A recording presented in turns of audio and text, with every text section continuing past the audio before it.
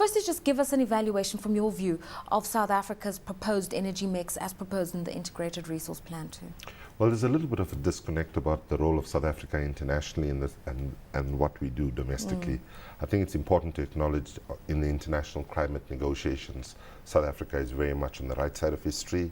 They are pushing the progressive positions, and Greenpeace fully supports that. However, when we look at what the domestic thinking is and the domestic plans are at the national level, overall we think we've got it wrong. We think that nuclear as a way, firstly, to go is too expensive, too dangerous, and will deliver too little, too late in terms of actually helping us to bring down our emissions. On coal, we recognize that we can't shift over coal, within the next year, but we need a much more aggressive coal phase-out plan. Now, what we would say is that South Africa has huge potential in turning this crisis into an opportunity, because we have huge potential in terms of solar, in terms of wind, in terms of geothermal biomass, and so on. And actually investing the kind of money that we are talking about investing in nuclear, for example, can actually not only address climate change, but also generate millions of decent jobs in a new green economy. So effectively a mixed review for South Africa there.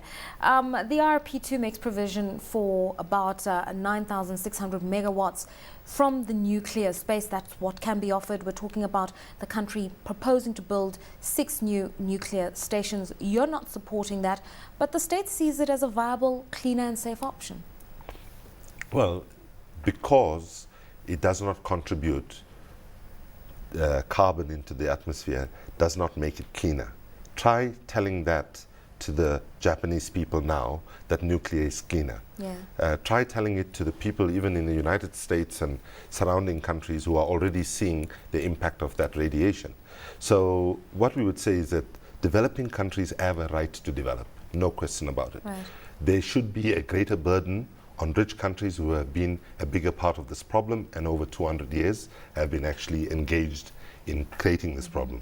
But we now need to recognize that Africa, for example, as a continent, is in the front line of climate vulnerability and climate impacts, that in fact we should be doing everything to bring down emissions on the one hand, but also capitalizing on this moment to generate a new green economy. Because if you take China, for example, in the first quarter of last year, China became the biggest investor globally in terms of renewable technologies.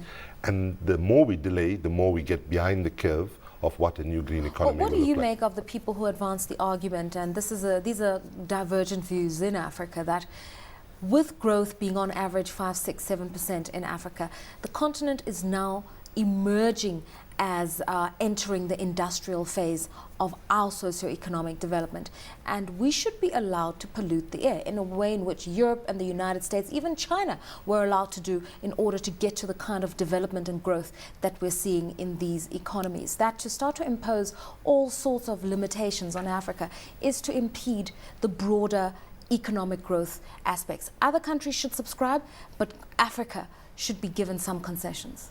Well, at one level, within the climate negotiations, Greenpeace and many of the governments of the world actually support the idea of common but differentiated responsibilities.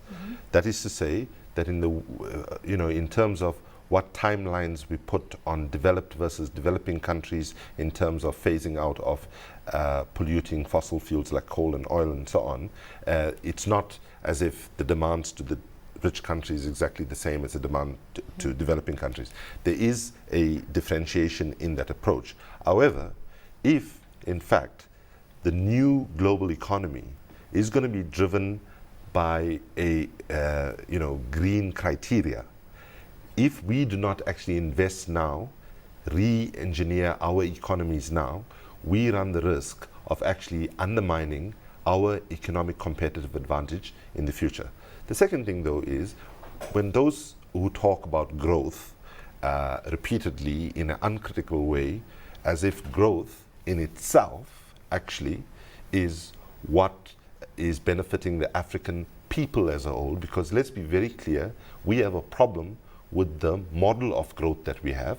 We have a growth model which is growth without equity and also jobless growth. So also, while we agree that there should be growth and development, the quality of growth needs to be challenged. The investment opportunities in the green space, South Africa obviously has committed to reducing carbon emissions by about 34% in the next 10 years.